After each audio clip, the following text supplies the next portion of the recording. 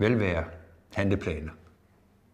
Altså vi har nogle velvære værktøjer, og, altså, som bygger på recovery-tankegangen, ikke? Og nogle værktøjer, som er indsamlet af brugere, hvor man har spurgt dem omkring i forskellige lande. Hvad er det, der har gjort, at I har fået det bedre, ikke? Så der kan vi gøre det, at vi siger, først så prøver vi at slå fast, ikke? Altså, hvordan er vi egentlig? Hvordan er jeg egentlig, når jeg har det godt?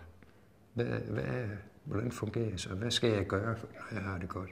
Hvordan skal min hverdag se ud, når jeg har det godt, ikke? Så det er ligesom at etablere en basis, ikke? Sige, jamen, det er det, vi skal prøve at bevare, ikke? Og så kan vi sige, hvad skal jeg så gøre hver dag, for at forlænge den der periode, vi har det godt, ikke? Der er tit mange, der vågner op om morgenen, ikke? Og som tanker, de mylder rundt i hovedet, og det er straks problemer, inden man er nået at få åbent begge øjne, ikke? Hvordan håndterer man det, så man kommer op på en ordentlig måde, ikke? Den, for eksempel. Og der er så mange ting, man kan gøre i løbet af dagen, eller for at starte dagen på en ordentlig måde, for at nu bruge det eksempel, hvis det er det, der er problemet, ikke? Så kan man sige, hvad skal man gøre en gang om ugen, ikke? Eller en gang om måneden.